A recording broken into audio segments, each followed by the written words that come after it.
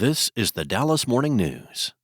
It's Monday, April 14th. A mix of sun and clouds today with a high of 90. More clouds will move in this evening with a low of 61.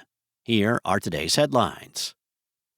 The teenager accused of fatally stabbing another student in Frisco earlier this month is set to appear in court today to learn whether his $1 million bond would be reduced. 17-year-old Karmelo Anthony has been in Collin County Jail on a murder charge for more than a week. He was arrested in connection with the April 2nd killing of 17-year-old Austin Metcalf at a track meet at David Kuykendall Stadium. Anthony told police he was acting in self-defense. Ahead of today's hearing, Anthony's family retained Dallas-based attorney Mike Howard to lead his legal defense, according to a Saturday news release from Next Generation Action Network, a civil rights organization. The Dallas Morning News reached out to Howard's firm Saturday, but did not immediately receive a comment. The news release also called for donations to Anthony's support fund on Give, Send, Go, which has raised over $392,000 out of a goal of $500,000. In other news, between December of last year and March of this year, the average price per dozen of eggs jumped from $4.15 to $6.23. That's according to U.S. Bureau of Labor Statistics. Officials link those price increases to bird flu. DFW grocery stores and restaurants felt the burden of bird flu and rising egg prices. Earlier this year, grocery shoppers found bare shelves instead of plentiful stock, and restaurants reported up to a 25% spike in egg costs.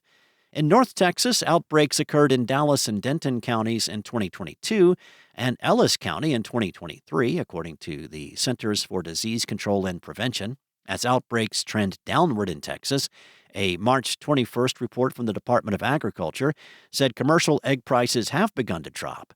The Texas Animal Health Commission encourages the use of biosecurity measures like sanitizing surfaces and wearing clean clothing to decrease the likelihood of exposure to viruses and bacteria. Larger commercial sites have stricter plans in place in the event of major outbreaks. Next up, the agricultural industry relies on immigrant labor, but with President Donald Trump's immigration policies, including his promise of mass deportations, it could cause widespread pain and it creates an uncertain future. More than 27% of Texas farm workers are immigrants. More than half of those are undocumented, according to the American Immigration Council, a nonprofit organization that works with immigrants and immigration lawyers. Ron Estrada, CEO of Farm Worker Justice, a nonprofit organization that seeks to empower migrant and seasonal farm workers, calls that migrant workforce a lifeline for Texas farmers. If they are taken away, the effect will not be felt only by farmers, he said. The food supply, grocery prices, and the economy also will be affected.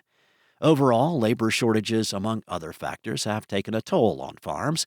According to an American Farm Bureau Federation report, Texas alone lost 18,000 farm operations between 2017 and 2022, the most of any state. Overall, the U.S. lost 141,733 farms in that span. All but 5 states saw a net loss in the number of farms. The labor shortage has reduced productivity and revenue for agricultural and food producers and undermined U.S. food security, the National Immigration Forum said in a 2022 report.